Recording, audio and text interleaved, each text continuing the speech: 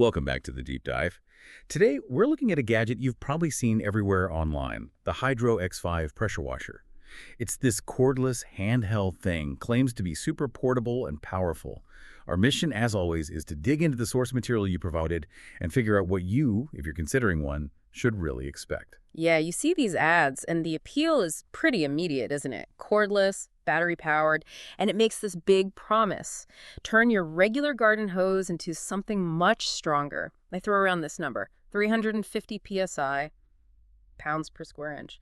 That's the force we're supposedly getting. Okay, let's unpack that. Right, 350 psi. I mean, for something handheld, that sounds, well, it sounds kind of respectable, maybe. And the ads definitely lean into comparing it against just a plain old hose. But let's get some context here, because this is where things get interesting.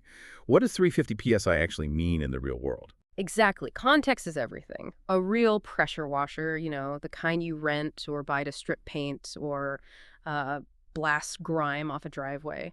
Those typically start around 1500 psi. Often they go way higher, like 3000 psi or more. So 350 psi. Yes, it's stronger than your garden hose, no doubt.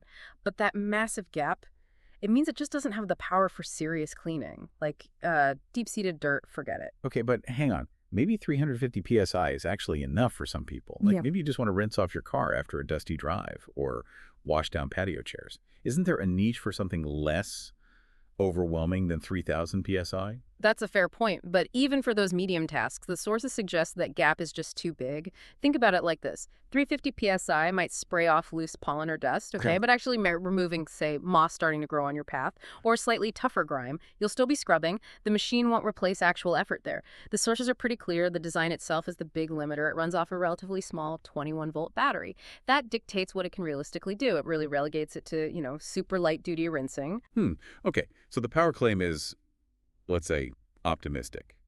What about the other big selling point? The portability, the idea that it can pull water from anywhere. They show it using buckets, even ponds. Ah, yes, the suck water from a buckets feature. This is where basic physics comes in.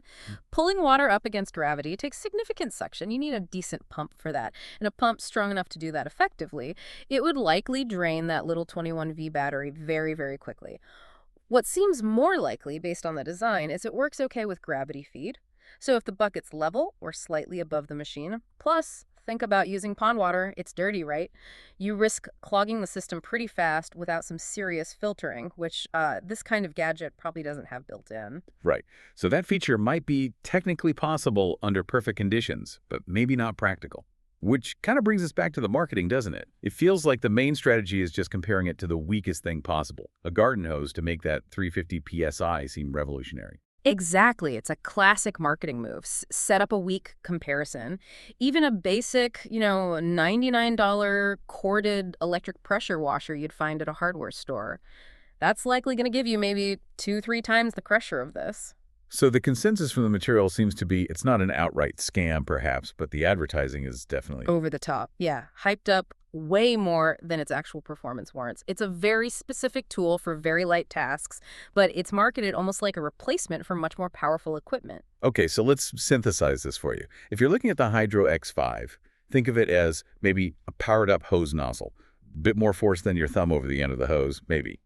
If your needs are truly minimal, rinsing pollen off windows, getting mud off bike tires, that sort of thing, and convenience is your absolute top priority, then maybe. hmm But it really raises a bigger question, doesn't it? Something for you to think about generally when buying tools. When does that convenience factor, being cordless, being handheld, stop being worth it? When does it compromise the actual power you need to get the job done right? That's the trade-off you always need to weigh. Something to chew on.